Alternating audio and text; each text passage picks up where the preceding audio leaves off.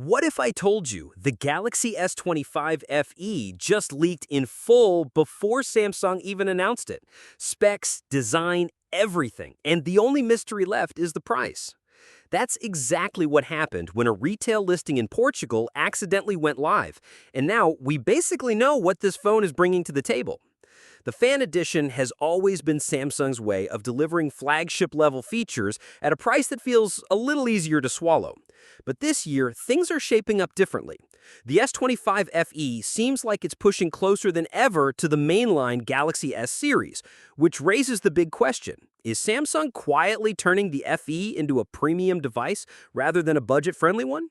So let's break down what leaked. The Galaxy S25 FE comes with a 6.7-inch dynamic AMOLED 2X display, running at a smooth 120Hz refresh rate with Gorilla Glass Victus Plus on top. That's the kind of screen you'd expect from Samsung, sharp, vibrant, and protected. On the inside, we're looking at the Exynos 2400 chip, the same one found in the Galaxy Z Flip 7 FE. It's paired with 8GB of RAM and 128GB of storage, though we can assume higher storage versions will be available as well. The cameras follow a familiar Samsung formula: a 50-megapixel main sensor with optical image stabilization, a 12-megapixel ultra-wide, and an 8-megapixel telephoto lens with 3x optical zoom. Up front, you'll find a 12-megapixel selfie camera.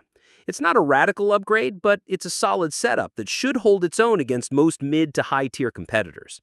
Now, here's where things get interesting. Samsung is finally giving the FE an ultrasonic under-display fingerprint sensor.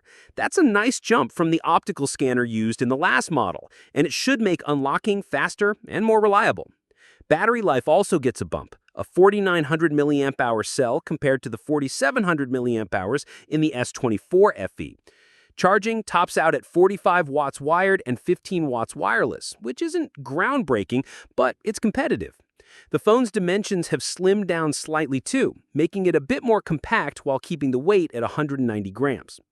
For now, we've only seen the navy blue color in the leaked listing, but Samsung almost always launches multiple options, so expect a broader lineup. All of that sounds solid, but let's talk about the elephant in the room: the price. The listing briefly showed the S25 FE at €789.99 for the 128GB model. If that sticks, it roughly translates to around $918 in the US, which feels uncomfortably high for something with the FE label. Realistically, US pricing is usually lower than Europe thanks to taxes and shipping costs, and most expectations point to around $799. Even so, that's a significant jump from last year's $649.99 launch price. There's also a chance this was simply a mix-up. The S24 FE in 256GB trim launched at the same €789.99 last year in Portugal, so it's possible that what leaked was the wrong combination of storage and price. If that's the case, we could still see Samsung repeat the friendlier $649 price tag in the US. And that's really the deciding factor here. Specs-wise, the S25 FE looks like a great device. A flagship-level display, solid cameras, upgraded biometrics, and a bigger battery. But the success of this phone will hinge almost entirely on how Samsung positions it price-wise. At $649, it's a no-brainer alternative to the S25 or even the S25 Plus. At $799, it starts overlapping too closely with the mainline models, and that might make buyers think twice. Personally, I think Samsung is at a crossroads with the FE series. It used to be the value play, a way to get most of the flagship experience without paying flagship money. But with specs creeping up and prices following, the FE is beginning to lose that sweet spot. If Samsung nails the pricing, the S25 FE could be one of the best options for people who want premium Samsung hardware without going ultra. If not, it risks becoming just another mid-range phone in a crowded lineup.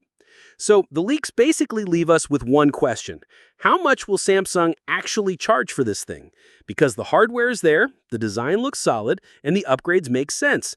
Now it's just about whether Samsung keeps the FE true to its roots or quietly turns it into another expensive Galaxy. What's your thoughts on this? Let me know in the comments section. See you in the next video. Take care.